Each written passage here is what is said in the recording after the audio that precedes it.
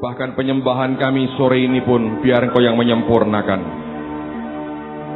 Manusia tidak bisa memberi keluar dari dagingnya sendiri. Tapi karena anugerah-Mu Engkau menyempurnakan segala sesuatunya. Petang ini jangan biarkan satu orang pun pulang tanpa diubah dan tanpa diberkati. Roh hikmat, wahyu dan pengertian yang menguasai kami. Dan ubah kami sesuai dalam anugerah-Mu yang besar. Terima kasih untuk anugerah yang kami nikmati. Dan petang hari ini sampaikan pesan-Mu buat anak-anak-Mu. Di dalam nama Tuhan Yesus. Dan semua kita berkata, amen. Berikan kemuliaan bagi Tuhan sekali lagi. Amen. Silakan duduk saudara. Petang hari ini saya minta dalam beberapa menit ini saya ingin sampaikan sesuatu yang penting untuk memberikan penjelasan secara utuh apa yang akan kita lakukan pada hari Jumat ini jam 5 sore. Saudara mungkin sebagian tidak mendengar langsung, tapi saya mau sampaikan beberapa minggu yang lalu, ketika Dr. Larry Kefauver menyampaikan firman Tuhan di gereja ini, pada kebaktian minggu pagi beliau berfirman menyampaikan akan firman Tuhan, pesan Tuhan yang disampaikan khusus buat kita. Dan Tuhan memerintahkan pada tanggal 24 September ini, pada waktu matahari terbenam atau sundown, kita diperintahkan meniup akan shofar atau sangkakala. Ini dibuat dari bukan kulit, tapi tanduk domba jantan. Dan ini yang namanya shofar, sebagian bisa panjang sekali bentuknya. Dan ini merupakan perintah Tuhan, di mana Tuhan berkata tanggal 24, pada hari raya Yom Kippur, kita harus meniup akan shofar ini. Nah, saya akan memberikan penjelasan kepada saudara karena ini sangat-sangat penting. Sebab apapun yang kita buat tidak akan bermakna atau berakibat kecuali kita meresponinya dengan iman. Kalau kita meresponi dengan iman, maka yang Tuhan perintahkan dan kita lakukan, akibatnya akan sangat besar dalam kehidupan kita. Perhatikan bahwa kehidupan di dalam Yesus itu tidak bisa dimengerti secara nalar sepenuhnya. Terlalu banyak yang di luar pemikiran manusia kita, di luar konsep manusia kita, di luar nalar kita, yang Dia perintahkan kita lakukan. Nah, kalau kita rendah hati melakukan yang Tuhan perintahkan, dan dengan iman kita mengerjakannya, barulah kita akan menikmati hasil seperti yang Tuhan janjikan. Nah, sebelum lebih jauh kita belajar tentang apa yang Tuhan akan kerjakan buat kita, mari kita lihat sebagai dasar dalam kitab Keluaran pasal yang ke-33. Saya akan baca ayat 13 sampai dengan ayat yang ke-17 dari Keluaran pasal yang ke-33. Keluaran pasal 33, perhatikan pada ayat 13 sampai dengan ayat yang ke-17. Musa berkata demikian. Maka sekarang jika aku kiranya mendapat kasih karunia di hadapanmu, beritahukanlah kiranya jalanmu kepadaku. Ini merupakan permintaan Musa yang pertama. Dia berkata, tunjukkan jalanmu Tuhan kepadaku. Perlihatkan jalanmu Tuhan kepadaku. Beritahukan kiranya jalanmu kepadaku. Kita mengerti Tuhan adalah Tuhan yang bergerak, Tuhan yang punya jalan, dan Tuhan yang berjalan, dan Tuhan yang punya cara. Mengapa Musa ingin mengerti akan jalan Tuhan?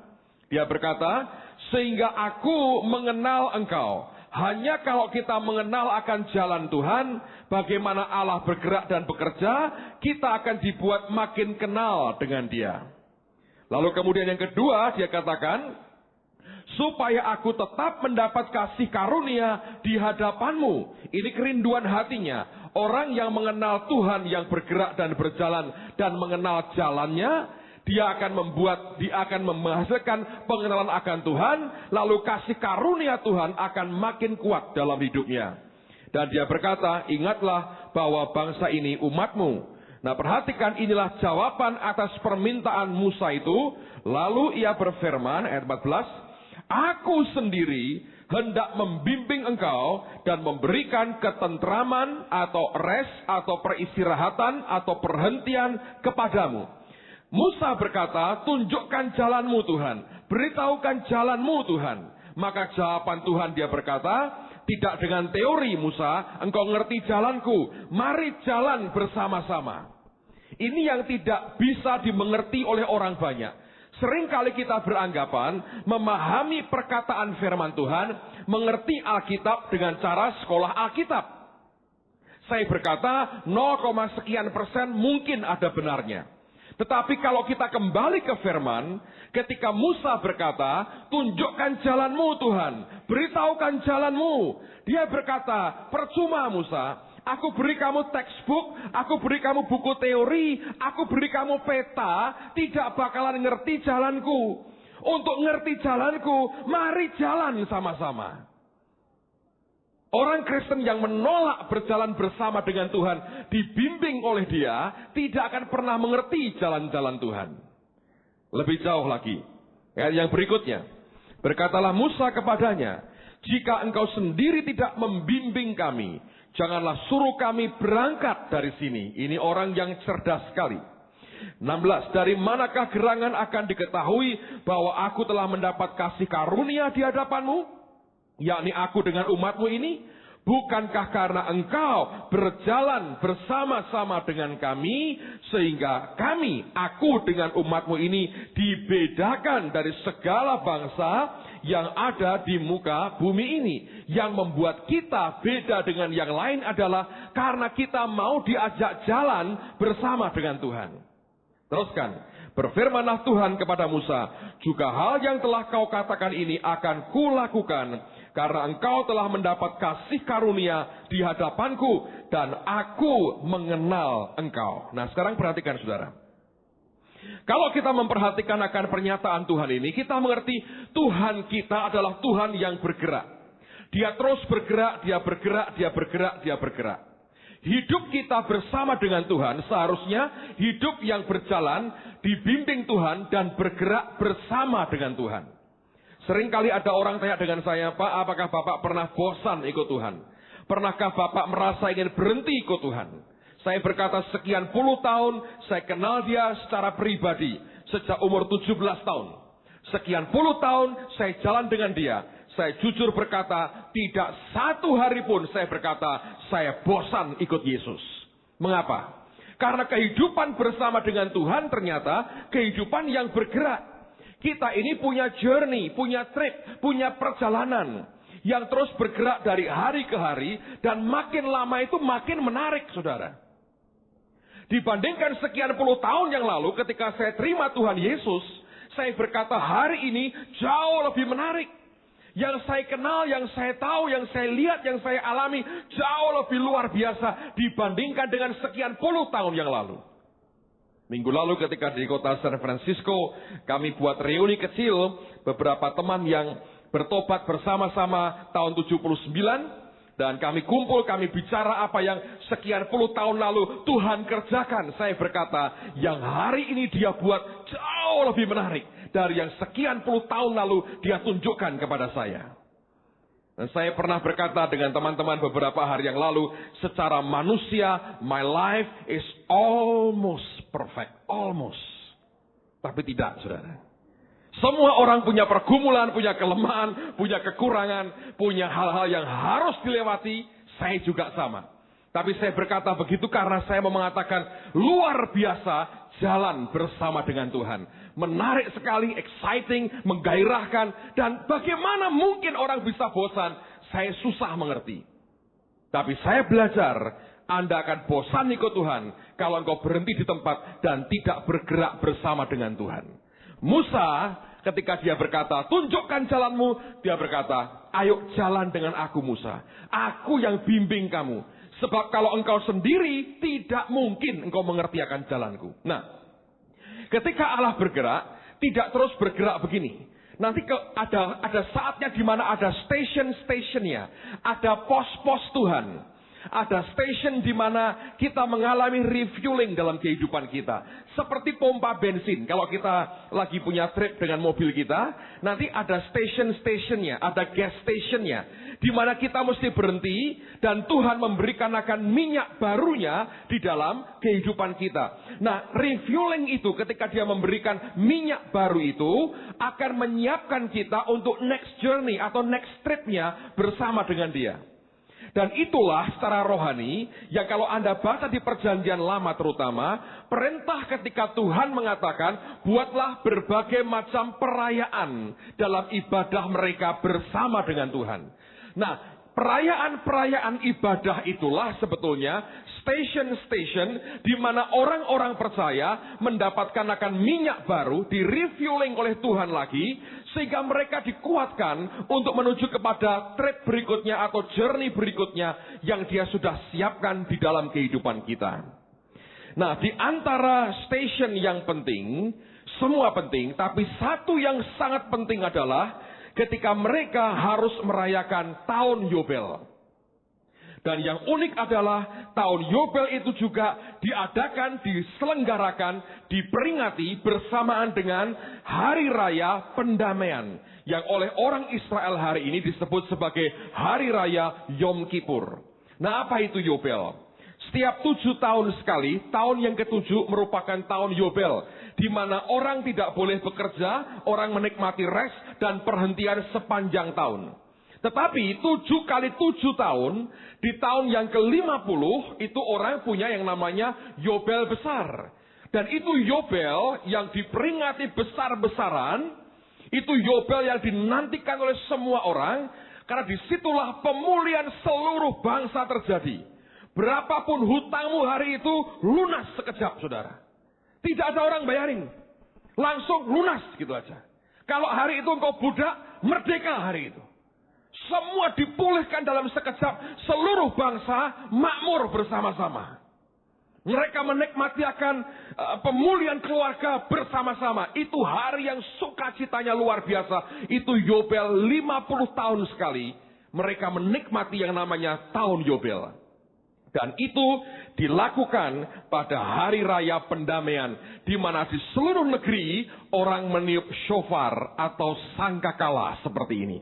Nah, sekarang mari kita lihat dulu dalam Imamat pasal yang ke-25. Kitab Imamat pasal yang ke-25. Perhatikan pada ayat yang ke-9 dan ayat yang ke-10. Imamat 25, ayat yang ke-9 dan ayat yang ke-10. Alkitab berkata, lalu engkau harus memperdengarkan bunyi sangkakala di mana-mana dalam bulan yang ke-7 pada tanggal 10 bulan itu. Nah, perhatikan baik-baik, penanggalan Yahudi berbeda dengan penanggalan kita. Kita sekarang ini memakai penanggalan Masehi, atau orang pakai istilah Gregorian, penanggalan Gregorian. Nah, orang Yahudi itu punya penanggalan sendiri yang berbeda. Kalau kita setahun 365 hari, orang Yahudi 360 hari. Jadi ada selisih 5 hari dalam tiap tahun antara cara ngitung penanggalan orang Yahudi dengan yang dipakai sekarang ini. Jadi ini tanggal ini bukan berarti tanggal yang seperti kita mengerti sekarang. Tapi nanti pada bagian terakhir saya mau tunjukkan ada tanggal penanggalan mereka yang aneh sekali. Yang membuat saya mengerti sekarang mengapa tahun ini banyak hamba Tuhan melihat bahwa Yom Kippur tahun ini sangat khusus dan berbeda sekali. Nanti kita lihat. Oke, kita lihat dulu dalam ayat 9, saya ulang lagi. Lalu engkau harus memperdengarkan bunyi sangkakala di mana-mana dalam bulan yang ke-7 pada tanggal 10 bulan itu pada hari raya pendamaian atau Yom Kippur. Kamu harus memperdengarkan bunyi sangkakala itu di mana-mana di seluruh negeri. Kamu harus menguduskan tahun yang ke-50 dan memaklumkan kebebasan di negeri itu bagi segenap penduduknya. Itu harus menjadi tahun Yobel bagimu dan kamu harus masing-masing pulang ke tanah miliknya dan kepada kaumnya. Jadi pada tahun Yobel itu dan dirayakan dimulai pada hari raya pendamaian atau Yom Kippur, maka shofar atau sangkakala seperti ini ditiup di seluruh negeri menyatakan ini tahun Yobel buat kita. Nah, Sekarang saudara sekalian, apa yang terjadi? Dalam perhitungan sebetulnya, tahun ini Yom Kippur jatuh pada tanggal 24 September pada waktu matahari terbenam atau sundown. Dan kita lewat hamba Tuhan Larry Kefauver diperintahkan tanggal itu untuk meniup shofar seperti ini. Nanti kita akan jelaskan teknisnya, tapi ini yang aneh buat saya, bahwa Benny Hinn itu juga menganggap tahun ini tahun yang penting sekali, sehingga dia buat acara khusus pada hari raya Yom Kippur. Dan penekanan yang dia buat sebetulnya adalah orang diminta datang menyembah Tuhan dengan harta mereka, karena Yom Kippur itu waktu mereka memberikan korban mereka yang gila-gilaan kepada Tuhan sebagai simbol dari pengorbanan Kristus yang luar biasa. Tapi ini poinnya saudara, mengapa kita lakukan yang akan kita lakukan hari Jumat ini? Saya berikan pengertian kepada saudara supaya Anda semua datang dengan iman, bukan dengan rasa ingin tahu. Karena kalau kita tidak dengan iman, tidak banyak hasilnya. Waktu kita buat romantic worship, saya mengerti beberapa teman bukan dari gereja lokal ini ikut datang dengan rasa curious. Dan beberapa merasa tidak diberkati. Saya tidak bisa menyalahkan karena mereka tidak mengerti akan latar belakangnya. Beberapa malah berkata, saya seperti orang nyembah berhala, membakari kertas kayak penyembahan berhala. Well, saya berkata, seringkali kita terlalu cepat memberikan reaksi. Saya khawatir kalau nanti kita salah dengan Tuhan. Tapi saya mencoba berkata bahwa yang Tuhan perintahkan itu luar biasa. Sebab teman-teman tidak mengerti bahwa di belakang itu kan kalau saya pernah cerita dengan saudara. Pak Yusak beritahu saya, gereja itu kan seperti tangga begini naik, saudara. Seperti stairway, seperti trap begini. Dan dia berkata, kamu pada waktu itu sedang dalam kondisi landai begini. Dia berkata, tapi siap-siap karena para pemimpin akan mulai dibawa Tuhan naik untuk ke next level. Dan dia berkata gini, waktu kamu bicara soal romantic worship, Tuhan berkata, itu sebagai awal. Itu akan membawa kalian naik. Nah, ketika dikerjakan, saudara, tentu yang ngerti dan terima dengan iman diberkati. Yang hanya curious ingin tahu, mereka mungkin terima yang sebaliknya. Malah, judgment-nya keluar. Orang Indonesia cepat sekali ketok palunya, saudara. Padahal belum ada pembela, belum ada jaksa, belum ada saksi-saksi ketok palu salah gitu dulu. Well, puji Tuhan, hakimnya bukan mereka dan kita, Yesus Tuhan yang luar biasa. So dia berkata, itu sudah benar dia berkata. Itu benar karena kalau kamu nyembah itu akan membawa kamu naik. Dan saya perhatikan sejak kita buat romantic worship, worship di gereja ini basically berubah. Kalau Anda bisa merasakan hadirat atmosfer Tuhan berubah sekali. Dan dalam sekian bulan kemudian, Holy Stadium Junior dengan cara yang begitu mudah Tuhan berikan dan jatuh ke tangan kita. Itu kan next step. Kalau Anda mengerti sebetulnya. Kita ini sekian bulan terakhir, saya pribadi terutama struggle. Segera ingin buat lebih besar ruangannya, nggak mungkin lagi. Harus bagaimana, tidak ada jalan keluar. Dan tiba-tiba dengan cara Tuhan diberikan yang junior itu kepada kita dengan cara yang sangat spektakuler. Saya dengar cukup banyak kesaksian sebetulnya di sisi lain. Ada seorang saudara cerita dengan saudara Thomas dan Bu Ripka. Ketika ketemu di sebuah tempat, dia berkata luar biasa. Sejak hari itu ketika nyembah Tuhan dalam worship itu, dia bilang, Tuhan, aku pengen punya rumah. Keluarganya tidak punya rumah, saudara. Dan dalam waktu cepat sekali dengan anugerah Tuhan, bam, dikasih rumah. Saya berkata, ada begitu banyak orang nikmati berkat. Dan saya perhatikan kita dibawa ke next level yang tidak pernah dibayangkan orang sebelumnya. Itu karena apa? Karena ketaatan aja. Dulu kita pernah diperintahkan muter-muter lapangan, nyanyi kayak orang gila, kita lakukan sebetulnya. Dan apa yang terjadi? Dalam 9 bulan, tanah dibayar lunas. Harusnya 2,5 tahun, saudara. Dalam 9 bulan, dan selesai dalam anugerah Tuhan yang luar biasa. Kenapa sebetulnya? Kita diperintahkan melakukan sesuatu yang mungkin dalam bayangan orang silly dan goblok sekali. Tapi itulah Tuhan. Ketaatan kecil yang kita lakukan oleh karena dia memerintahkan sesuatu. Kalau dikerjakan, hasilnya akan luar biasa. Sederhana kan? Tapi banyak orang Kristen ingin cari jalan yang susah. Tapi saya berkata, saya ingin cari jalan sebagaimana yang Tuhan perintahkan. Nah, saya mau tunjukkan klip potongan dari kesaksian atau perintah Tuhan yang disampaikan lewat Dr. Larry Kefauver, Anda perhatikan hanya beberapa menit untuk mengingatkan kita, atau kalau Anda tidak pernah mendengar ini akan jadi satu kenyataan. Dari dasar inilah kita akan buat apa yang kita akan buat hari Jumat ini jam 5 sore. Oke, silahkan diputar akan rekaman Dr. Larry Kefauver. It is a great joy to be with you. Suatu kesukaan yang besar bisa bersama dengan saudara. I bring love from my wife Judy to Tina.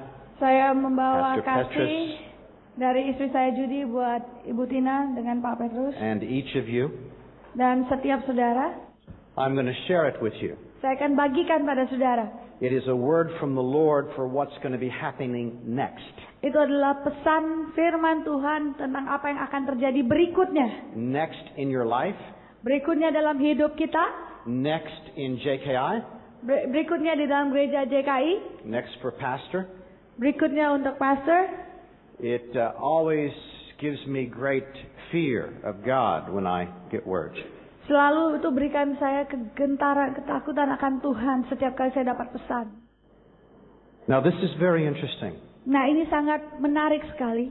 I have never seen this. This is not my own understanding. Saya belum pernah lihat ini bukan pengertian saya sendiri. So I asked the Lord, what is the meaning of this year of God's favor? Jadi saya tanya pada Tuhan, apa itu namanya tahun rahmat Tuhan? He reminded me that everything that is spoken of here refers to the year of Jubilee. Dia mengingatkan saya bahwa semua yang disebut tentang tahun ini adalah tahun Yobel. In Leviticus chapter 25, di dalam Imamat 5, verse 9, it says this. Imamat 5 ayat 9 katakan ini. Everyone in Israel knew that the year of God's favor was the year of Jubilee. Dikatakan bahwa semua Israel tahu bahwa tahun rahmat Tuhan adalah tahun Yobel. It is the year when debts are canceled. Itu adalah tahun di mana hutang-hutang dibatalkan, diselesaikan. It is the year of freedom and liberty for the people of God as well as each individual. Itu adalah tahun kebebasan bagi umat Tuhan juga bagi setiap pribadi. And in Leviticus 25:9 it says, dan di Imamat 25 ayat 9 katakan, you shall cause the trumpet of the Jubilee engkau akan membunyikan sangkakala Yobel itu to sound on the 10th day of the 7th month. Untuk ditiup pada hari ke-10 pada bulan ke-7. On the day of atonement you shall make the trumpet to sound throughout your land. Pada waktu pemulihan itu engkau akan bunyikan sangkakala di seluruh kota negeri itu. So this is what the Lord says. Jadi ini yang Tuhan katakan. It's very unusual. Itu sangat tidak biasa. September 24th at sundown. September 24 pada waktu matahari terbenam. And Saturday September 25th. Dan Sabtu September 25 is Yom Kippur. Adalah Yom Kippur. It is the Day of Atonement. Itu adalah waktu perayaan pemulihan itu. It is the first day of the year of Jubilee. Itu adalah hari pertama daripada tahun Yobel. This is what the Lord says. Dan ini yang Tuhan katakan. On that day sound the trumpet. Pada hari itu bunyikan sangkakala. On that day declare the year of the Lord's favor. Dan pada hari itu deklarasikan tahun rahmat Tuhan. Because the Lord says beginning that day for the next year. Karena Tuhan katakan mulai dari hari itu di tahun mendatang there'll be a release of favor beyond anything you can imagine. Akan ada pelepasan akan kemurahan Tuhan lebih dari apa yang kita bisa bayangkan. That you will step into what is mentioned next. Bahwa engkau akan melangkah masuk kepada apa yang disebut berikutnya. It is a new season. Itu adalah masa yang baru. It will be the favor of God. Itu akan ada kemurahan Tuhan. And it will usher in all that God has promised. Dan itu akan membawa masuk segala sesuatu yang Tuhan telah janjikan.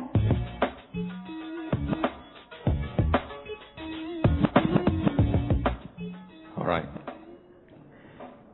Nanti saya akan jelaskan mengapa jadi besar bagi banyak orang acara tanggal 24 nanti. Mengapa?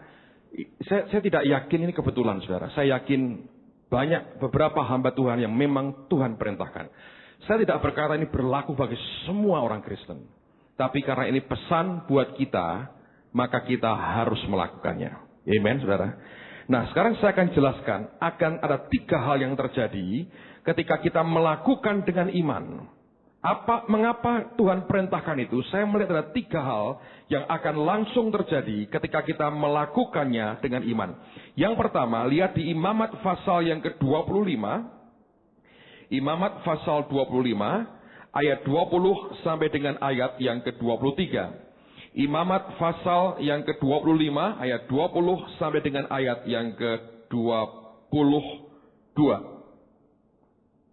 Alkitab berkata, apabila kamu bertanya, apakah yang akan kami makan dalam tahun yang ke-7? Bukankah kami tidak boleh menabur dan tidak boleh mengumpulkan hasil tanah kami? Jadi begini, tahun ke-7, tahun Yobel itu orang tidak boleh kerja. Lalu mereka bertanya, kalau kami tidak boleh kerja, kami makan apa? Nah, ini tidak berarti bahwa mulai hari ini tidak usah kerja atau keluar kerja semua, bukan. Tapi Tuhan mengajar kita, hidup bukan bergantung kepada pekerjaan kita. Tapi hidup bergantung kepada berkat dan anugerah Tuhan dalam hidup kita. Ini beda loh saudara. Di mana Pak bedanya? Sederhana. Kalau engkau kerja di sebuah perusahaan misalnya, gajimu sebulan 1 juta. Kalau engkau hidup dari gaji, dari pekerjaanmu, maka sebulan engkau terima 1 juta. Itu titik saudara. Tapi kalau engkau hidup dari anugerah Tuhan, maka ada begitu banyak sumber berkat lain yang tidak terduga, yang mendadak akan Tuhan bisa berikan dalam hidupmu. Walaupun engkau kerjanya seperti biasa. Tapi kemurahannya diberikan itu di luar yang engkau harapkan. Nah mereka bertanya, kami nggak boleh kerja, kami makan apa? Ayat yang berikutnya, ayat yang ke-21. Maka aku Tuhan akan memerintahkan berkatku kepadamu dalam tahun yang ke-6, supaya diberinya hasil untuk 3 tahun. Luar biasa. Dia berkata begini, kamu kerja normal tahun ke-6 itu, hasil 3 tahun, kamu ambil sekaligus. Dia nggak berkata 3 kali lipat. Saudara. Hasil 3 tahun. Nah 3 tahun setahun itu berapa kali panen nggak jelas. Yang jelas dia berkata, kamu nggak usah kerja tahun ke-7, tapi tahun ke-6 aku beri kamu hasil untuk 3 tahun. Teruskan lagi ayat berikutnya. Dalam tahun yang ke-8 kamu akan menabur, tapi kamu akan makan dari hasil yang lama sampai kepada tahun yang ke-9. Sampai masuk hasilnya, kamu akan memakan yang lama. Jadi hasil baru sudah masuk, yang lama ini belum habis. Itu cadangan Tuhan buat kita. Nah, ini yang saya percaya, saudara. Karena Alkitab yang berkata, pada waktu kita melakukan itu dan kita lakukan dengan iman, maka hal yang pertama yang langsung akan dirasakan adalah kelimpahan dari Tuhan akan Dia berikan di tengah-tengah kita. Saya berkata begini seringkali, orang berkata, Pak, mengapa selalu berkaitan dengan kelimpahan? Mengapa mesti ngomong berkat? Nanti orang mata duitan. Yang salah itu mata duitannya, bukan duitnya. Lihat tuh. Bahwa ada perempuan cantik itu disyukuri daripada diciptakan jelek. Yang salah itu matamu itu loh, yang lihat jelalatan itu. Benar nggak? Bukan duitnya yang salah. Mata duitannya yang salah. Nangkep saudara? Bukan perempuan cantiknya yang keliru sehingga mari kita kayak zaman komunis itu, tidak boleh lipstick, pokoknya diketok, krek, kuncir 2, begini. Yang laki poni semua. Bukan begitu caranya. Anda tahu di Amerika, itu ada satu kelompok masyarakat yang mengisolasi diri.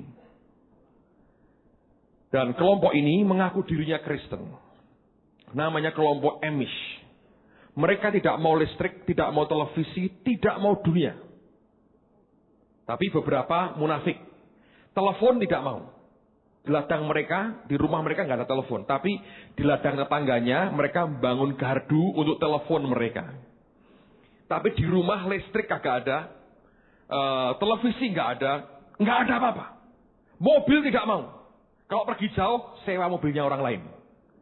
Mereka hidup kalau kebaktian, laki sendiri, perempuan sendiri. Mereka berkata, kami mau hidup. Ini kekudusan.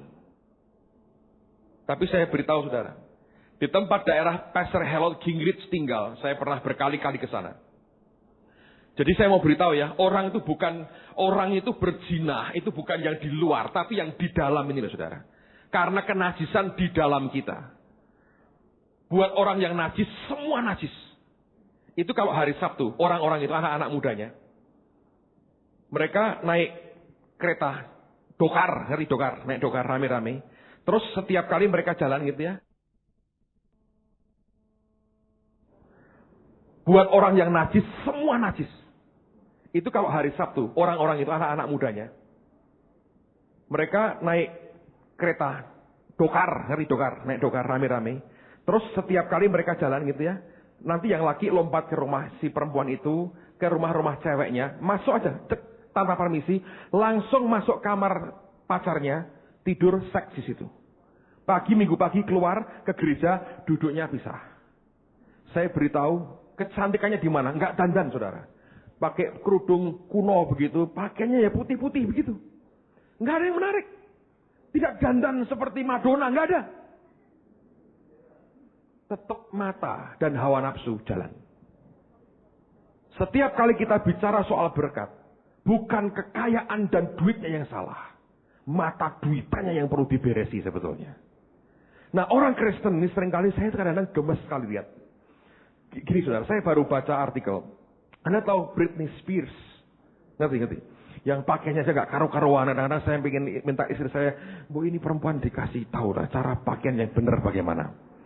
Anda ngerti? Cuma katanya nyanyi begini. Oops, I did it again katanya begitu. Anda ngerti gak? Income-nya dia cuma oops gitu. Setahun 50 miliar. Holy Stadium 1 jadi itu Pak Mol. Cuma oops. Gocap M. Saudara yang orang-orang genah-genah begini. Kodong habis dompetnya. Normal nggak? Saya mau tanya. Tapi somehow ya, otak orang Kristen ini keliru. Kalau mereka berkata, oh yang begitu nggak apa-apa. Orang dunia punya duit banyak, normal. Kalau kita berdosa. Bodoh itu saudara. Dan saya beritahu di dunia ini, duit itu bergentayangan gak karu-karuan. Serius. Bingung. Duit ini lagi bingung. Dan jatuh ke tangan orang yang bingung. Saya baru diberitahu seorang teman. Ini dia pegang satu produk mobil ya. Dia berkata, mobilnya itu gambarnya belum muncul, baru dengar bahwa ini akan mengeluarkan mobil baru. Itu orang sudah ribuan inden mau ambil mobil itu. Sepanjang tahun ini kalau Anda mau beli itu produk, sudah nggak ada. Tunggu tahun depan. Bayangin.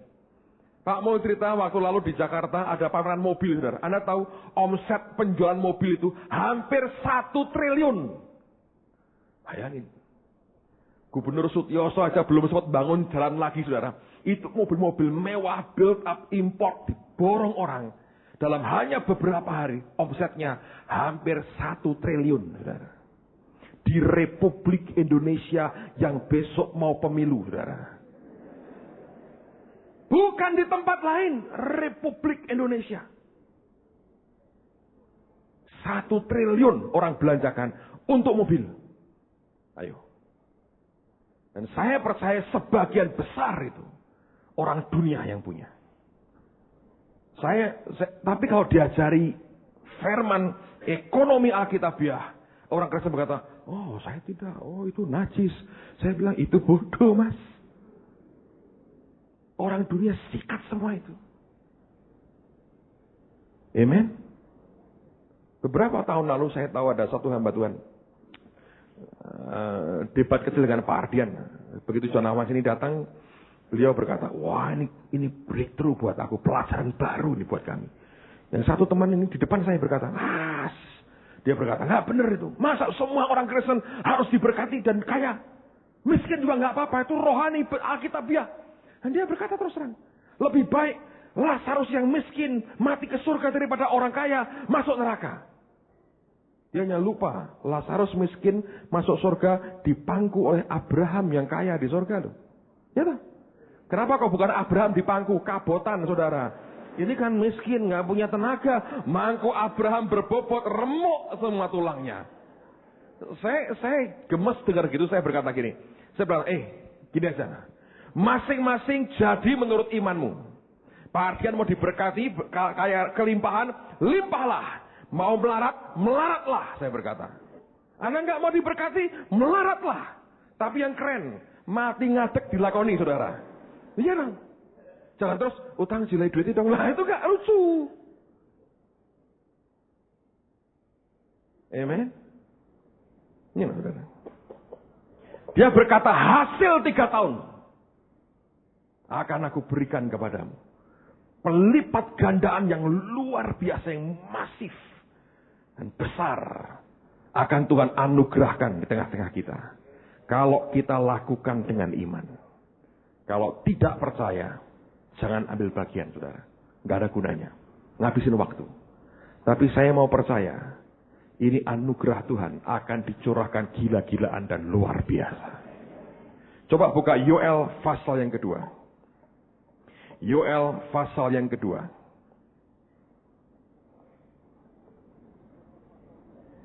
Yoel pasal 2. Lihat pada ayat yang ke-15 dulu. Yoel 2 pasal yang Yoel 2 ayat 15. Alkitab berkata, tiuplah sangkakala di Sion. Adakanlah puasa yang kudus, maklumkanlah perkumpulan raya. Kita lompat beberapa ayat. Ayat 19, saya akan lompat beberapa ayat. Alkitab berkata, Tuhan menjawab katanya kepada umatnya, sesungguhnya aku akan mengirim kepadamu gandum, anggur, dan minyak, dan kamu akan kenyang memakannya. Aku tidak akan menyerahkan kamu lagi menjadi celah di antara bangsa-bangsa. Yang datang dari utara itu akan kujauhkan daripadamu, dan akan kuusir ke suatu negeri yang kering dan tandus. Barisan mukanya ke laut timur, dan barisan belakangnya ke laut barat. Maka bau busuknya dan bau anyirnya akan naik, sebab ia telah melakukan perkara yang besar. Jangan takut, hai tanah, bersorak-soraklah dan bersukacitalah, sebab juga Tuhan telah melakukan perkara yang besar. Jangan takut, hai binatang-binatang di padang, sebab tanah gembalaan di padang gurun menghijau. Pohon menghasilkan buahnya, pohon ara dan pohon anggur memberi kekayaannya. Hai Bani Sion, bersorak-soraklah dan bersukacitalah karena Tuhan Allahmu, sebab telah diberikannya kepadamu hujan pada awal musim dengan adilnya. Ini hujan waktu kita menaburkan benih di tanah kita. Dan diturunkannya kepadamu hujan pada awal dan hujan pada akhir musim seperti dahulu. Tempat-tempat pengirikan menjadi penuh dengan gandum, dan tempat pemerasan kelimpahan anggur dan minyak. Aku akan memulihkan kepadamu, ini luar biasa ini, tahun-tahun yang hasilnya dimakan habis oleh belalang pindahan, belalang pelompat, belalang pelahap, dan belalang pengerip. Tentaraku yang besar yang kukirim ke antara kamu. Maka kamu akan makan banyak-banyak dan menjadi kenyang. Tak tambahi, tidak gemuk, saudara. Kenyang. Amen. Dan kamu akan memuji-muji nama Tuhan Allahmu yang telah memperlakukan kamu dengan ajaib. Dan umatku tidak akan menjadi malu lagi untuk selama-lamanya. Kamu akan mengetahui bahwa aku ini ada di antara orang Israel. Dan bahwa aku ini Tuhan adalah Allahmu dan tidak ada yang lain. Dan umatku tidak akan menjadi malu lagi untuk selama-lamanya. Ketika shofar sangkakala ditiup, dia memberikan akan kelimpahan kepada anak-anaknya. Bukan membuat kita mata duitan, membuat kita bisa melakukan yang dia perintahkan. Dan saya percaya bumi ini akan dipenuhi dengan kemuliaan Tuhan lewat kehidupan kita. Hal kedua yang akan terjadi setelah kita lakukan dengan iman perintah Tuhan. Balik ke Imamat pasal 25 lagi. Saya percaya akan terjadi pemulihan keluarga dalam kehidupan kita. Rumah tangga, keluarga akan dipulihkan. Imamat 25, perhatikan pada ayat yang ke-39 sampai 41 dan juga ayat yang ke-54. Imamat 25:39, Alkitab berkata, apabila saudaramu jatuh miskin di antaramu sehingga menyerahkan dirinya kepadamu, maka janganlah memperbudak dia. Sebagai orang upahan dan sebagai pendatang ia harus tinggal di antaramu, sampai kepada tahun Yobel ia harus bekerja padamu. Kemudian ia harus diizinkan keluar daripadamu, ia bersama-sama anak-anaknya, lalu pulang kembali kepada kaumnya, dan ia boleh pulang ke tanah milik nenek moyangnya. Akan ada pemulihan keluarga. Orang-orang akan dikembalikan kepada kaumnya, dan anak-anak berkumpul dengan orang tuanya, dipulihkan jadi satu keluarga itu. Ayat 54, tapi jikalau ia tidak ditebus dengan cara demikian, maka ia harus diizinkan keluar dalam tahun Yobel. Ia bersama-sama anak-anaknya, akan ada pemulihan keluarga yang akan terjadi. Siapa yang rindu seluruh keluarga kita diselamatkan dan lahir baru dan dipulihkan? Saya percaya akan terjadi seperti itu kalau kita melakukan dengan iman. Amen. Bagian kita tinggal kita hadir dengan iman dan terima yang Dia berikan buat kita. Saya percaya anugerahnya besar akan terjadi. Yang ketiga, yang terakhir, ini yang saya percaya akan terjadi kegerakan rohani yang luar biasa dan sekaligus tuaian jiwa-jiwa. Mari balik ke Yoel pasal yang kedua lagi. Yoel pasal 2. Lihat ayat 28. Saya baca sampai dengan ayat yang ke-32. Ini yang akan terjadi. Yoel pasal 2 ayat 28 sampai 32. Kemudian daripada itu akan terjadi bahwa aku akan mencurahkan rohku ke atas semua manusia. Maka anak-anakmu laki-laki dan perempuan akan bernubuat. Orang-orangmu yang tua akan mendapat mimpi, teruna-terunamu mendapat penglihatan, juga ke atas hamba-hambamu laki-laki dan perempuan akan kucurahkan rohku pada hari-hari itu.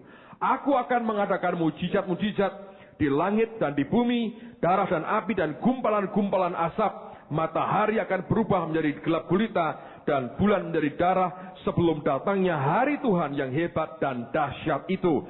Dan barang siapa yang berseru kepada nama Tuhan akan diselamatkan. Sebab di Gunung Sion dan di Yerusalem akan ada keselamatan seperti yang telah difirmankan Tuhan. Dan setiap orang yang dipanggil Tuhan akan termasuk orang-orang yang terlepas. Saya percaya kita melihat kegerakan roh Tuhan dan tuaian jiwa-jiwa. Orang-orang akan diselamatkan dalam kasih sayang Tuhan yang luar biasa. Pasal 3, Yoel yang sama. Pasal 3, ayat 11 sampai dengan ayat yang ke-14. Yoel pasal 3, lihat ayat 11 sampai 14. Bergeraklah dan datanglah, hai segala bangsa dari segenap penjuru, dan berkumpullah ke sana. Bawalah turun ya Tuhan pahlawan-pahlawanmu. Baiklah bangsa-bangsa bergerak dan maju ke lembah Yosafat. Sebab di sana aku akan duduk untuk menghakimi segala bangsa dari segenap penjuru. Ayunkanlah sabit, sebab sudah masa tuaian.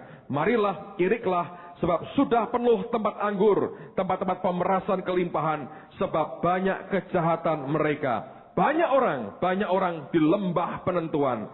Ya, sudah dekat hari Tuhan di lembah penentuan. Ini bicara lagi tentang kegerakan roh, tapi juga tuaian yang luar biasa menanti kita. Akhir bulan lalu kita KKR di Kota Pati. Ada beberapa banyak kesaksian yang tidak bisa terekam dengan baik dengan alat kita karena mereka tidak cerita. Cuma belakangan kami mendengar dari teman-teman di Pati akan apa yang terjadi. Saya mau ceritakan dua hal.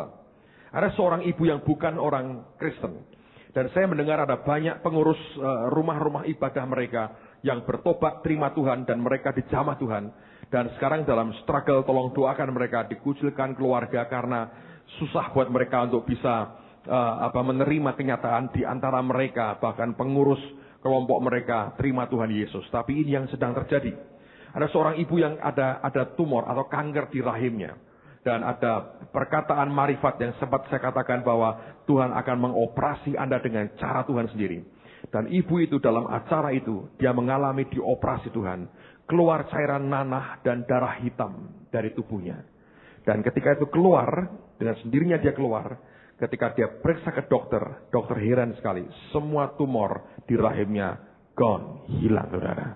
Siapa yang kerja? Yesus. Satu lagi terjadi saudara. Saya dengar begini, ketika masuk kota itu ada tempat pemujaan. Orang-orang yang cari pertolongan dari kuasa lain. Di situ ada tempat yang dijaga oleh satpam karena itu tempat dikeramatkan orang, milik seseorang pastinya, dan ada kuasa gelap di dalamnya. Jadi mereka itu punya jimat-jimat dan keris yang ditempelkan di tembok tanpa dipaku, seperti magnet ditempel, nempel. Kok bisa begitu Pak? Ya karena pekerjaan kuasa gelap. Jadi barang ditempelkan di tembok itu kayak magnet, nempel, tanpa dipaku. Hari pertama KKR, yang saya dengar cerita kesaksian ini. Begitu kita mulai kebaktian, firman disampaikan, kita mulai berdoa. Orang yang jaga tempat itu cerita, itu barang itu sudah mulai goyang. Goyang. Semua barang itu, jimat, keris, stempel itu goyang. Hari kedua, waktu kita mulai melayani Tuhan, KKR dimulai. Tiba-tiba di kamar itu ada earthquake, gempa bumi. Itu semua keris barang itu rontok semua jatuh. Satpamnya kabur, saudara. Ngeri. Rontok semua. Dan sejak hari itu tidak buka praktek lagi. Penghuninya bubar entah kemana. Saya beritahu alam roh itu real sekali. Kami tidak mengalami, saya tidak merasa ada serangan apapun pada waktu itu. Tapi saya mau beritahu saudara, bahwa Yesus itu berkuasa dan luar biasa. Seringkali apa yang kita buat secara fisik cuma nyanyi, haleluya, ya kan? Orang-orang mengalami kesembuhan, diberkati, tapi di tempat lain yang tidak pernah kita tahu, pertempuran rohaninya dahsyat dan luar biasa. Nah, yang Tuhan perintahkan kepada kita itu sama sebetulnya. Secara fisik kita detik itu tidak melihat apapun mungkin. Kita melakukan sesuatu yang sangat singkat dan akan singkat sekali karena tepat jam 6 sundown kita harus bunyikan shofar ini. Kita lakukan dengan iman. Sekali lagi saya berkata bahwa ini berlaku bagi semua orang Kristen. Tapi Tuhan perintahkan kita untuk melakukan ini. Dan saya berkata kita mesti melakukan. Nah sekarang pertanyaan saya begini saudara. Mengapa begitu dibuat jadi istimewa oleh banyak hamba Tuhan? Tadi pagi ada seorang ibu lari kejar saya selesai kebaktian. Dia berkata, Pak, di awal tahun atau sekian bulan lalu, saya lagi berdoa. Dan Tuhan beri saya 2 ayat. Dan ketika Bapak cerita itu, dia langsung berkata gini, saya tahu ini pasti dibuat 24 September. Nah, kenapa sampai tanggal itu jadi begitu penting? Sundown, matahari terbenam 24 September. Saya mau tunjukkan ayat yang dia dapat dari Tuhan. Dan ketika saya baca, saya bilang, wow, ini luar biasa. Walaupun saya tahu penanggalannya ini tidak sama dengan pengertian kita. Tapi ini kemiripan yang tidak mungkin kalau bukan memang Tuhan mengarahkan ke situ. Di Hagai pasal 2, ayat terakhir, dan kita akan selesai setelah ini. Hagai pasal 2, ayat 19, dan ayat yang ke-20. Dan ini janji Tuhan, saudara. Kalau Anda percaya, terjadi. Hagai 2, ayat 19 dan 20. Kalau Anda baca di pasal 2 juga, ayat 11 sudah mulai ada pernyataan begini. Pada tanggal 24 bulan yang ke-9. Memang kalau diruntut dengan penanggalan Gregorian berbeda. Tapi ini koinsiden. Ini sesuatu yang kok bisa ngepas. Ya. Saya tidak ngepas loh Alkitab yang berkata. Pada tahun yang kedua zaman Darius datanglah firman Tuhan kepada Nabi Hagai, bunyinya begini. Ayat 19. Lihat nih, perhatikanlah mulai dari hari ini dan selanjutnya. Mulai dari hari yang ke-24 bulan yang ke-9. Mulai dari hari diletakkan dasar bait Tuhan, perhatikanlah. Apakah benih masih tinggal tersimpan dalam lumbung? Dan apakah pohon anggur dan pohon ara, pohon delima dan pohon zaitun belum berbuah? Ada pertanyaan loh. Apakah benihmu masih kau simpan di rumah, di lumbungmu? Dia berkata, jangan disimpan lagi. Engkau lakukan, engkau ditabur. Makanya nanti tanggal 24, saudara. Mulai nanti malam Anda berdoa, tanya Tuhan, benih seperti apa Tuhan yang engkau mau keluar dari lumbung pribadiku? Karena Alkitab berkata, mulai dari hari ini, hari 24 September 24 bulan 9 itu, aku akan apa? Memberi berkat. Saya yakin ini kebetulan yang tidak kebetulan sebetulnya. Ayat 21. Maka datanglah firman Tuhan untuk kedua kalinya kepada Hagai pada tanggal 24 bulan itu. Dan dia ngomong lagi. Luar biasa ini saudara. Ini kebetulan yang tidak kebetulan. Karena untuk ngepaskan itu seperti itu sulit. Sekarang saya mengerti mengapa jadi besar tahun ini bagi beberapa hamba Tuhan. Diberi pernyataan Tuhan yang sama. Do something. Dan kita diperintahkan tiup shofar seperti ini. Saya mau beritahu saudara, minimal ini yang saya lihat sedang Tuhan siapkan buat kita. Secara rohani, kita lagi dibangun Tuhan kuat. Ini yang akan kita nikmati sampai dengan pertengahan Januari. Minggu depan, 2 minggu lagi, minggu depan terakhir kebaktian di tempat ini. Dan tanggal 1 sampai tanggal 3 kita ada celebration, kita pindah di Holy Stadium Junior. Charles Neiman akan memberkati kita. Saya tidak undang dia loh saudara, sebetulnya. Dia yang email tanya, aku jadinya tahun 2004 khotbahnya tanggal berapa? Saya nggak undang dia loh, tanya Pak Ardian. Kita nggak menulis surat, minta. Tapi setelah itu selesai, tanggal 23 Oktober, Morris Cerullo akan khotbah di gereja kita. Itu hari Sabtu. Saya lagi membujuk kalau mau 24 sekalian minggu pagi minimal. Tapi saya nggak ngundang. Saya ditelepon. Morris mau datang. 23 Oktober. Lalu tanggal pertengahan Desember, saya juga nggak undang. John Avansidi mau datang. Saya nggak undang. Januari tanggal 14, Peter Youngren mau khotbah di gereja kita. Saya nggak undang. Datang sendiri. Mereka kontak, mau datang sendiri. Saya percaya, kalau orang-orang itu diperintah Tuhan, mungkin mereka juga tidak tahu apa yang terjadi di tengah-tengah kita. Tapi saya yakin ada maksud Tuhan tertentu yang luar biasa. 24 ini juga vital buat kita. Besok ada pemilu. Ini sejarah buat bangsa kita. Tanggal itu sudah diketahui pasti. Presiden kita siapa. Tapi hari itu, ini yang akan kita buat. Tolong datang sebelum jam 5. Anda akan diberi langsung di depan itu tempat cawan perjamuan dan roti dalam plastik untuk perjamuan kudus. Karena ini yang kita mau buat. Kita akan nyembah Tuhan. Setelah itu, kita akan mulai berdoa, minta ampun atas dosa bangsa. Selama ini, kita ninggali begitu banyak, sekian puluh tahun merdeka ini. Sebagai bangsa, ninggali begitu banyak cacat dan dosa dan darah. Saya akan minta beberapa jemaat nanti yang di pemerintahan, sebagai pribadi, bukan wakil pemerintah secara resmi, tapi sebagai pribadi, tapi karena mereka di pemerintahan melekat di tubuh mereka. Untuk mereka naikkan doa, minta ampun, dan minta berkat buat bangsa dan buat kota ini. Dan setelah itu kita akan tutup dengan perjamuan kudus waktu itu, karena dengan tubuh dan darah Kristus, dengan pengorbanan Kristus, kita percaya dosa diampuni dan Dia memberikan pemulihan.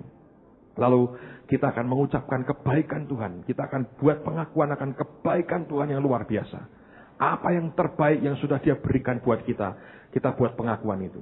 Dan setelah pada waktu penyembahan, Anda akan diberi kesempatan semua kita. Tidak menyimpan lagi benih dalam lumbung kita. Tapi yang Dia minta, bawa benih kita akan berikan korban kita. Dan setelah semua dikumpulkan, kita akan nyembah Tuhan dan kita akan tunggu satu waktu. Dan waktu Tuhan perintahkan, shofar akan ditiup. Dan itu yobel buat kita. Ini akan merupakan ibadah yang sangat padat dan singkat sekali. Karena jam 6 kita akan tiup shofar dan sebelum gelap, semua akan sudah selesai dan selesai. Tapi saya mau katakan, tolong datang awal supaya Anda ikuti dari permulaan. Lakukan dengan hati yang siap. Kalau Tuhan perintahkan Anda puasa hari itu. Kalau Dia perintahkan buat puasa 3 hari, apapun masing-masing, sembahyang, tanya Tuhan, apa yang Engkau mau aku lakukan Tuhan. Dan saya percaya hari itu, hari yang akan membuat kita diberkati dan masuk dalam next level dengan Tuhan. Ini perintah kita mau lakukan, kita mau kerjakan, saudara. Lakukan hanya dengan iman. Keraguan disingkirkan, karena saya percaya kalau kita lakukan dengan iman, hasilnya akan luar biasa. Amen, saudara. Mari angkat tangan sama-sama. Hamba sudah sampaikan apa yang jadi kehendak dan pesan-Mu Tuhan bagi anak-anak-Mu di tempat ini. Siapkan hati kami untuk kami boleh menikmati apa yang Kau sediakan buat kami. Yang Kau perintahkan sederhana Tuhan. Biar kami tidak berbantah-bantah di hati kami. Yang sederhana, yang simple ini, biar kami lakukan dan jadi dalam nama Tuhan Yesus. 24 ini akan jadi big day buat kami. Hari besar, yobel yang Kau perintahkan.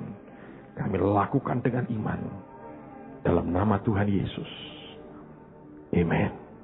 Sebelum Pak Ardian akan sampaikan beberapa hal penting, Saya mau sampaikan 2 hal buat saudara sebagai tambahan. Perhatikan baik-baik.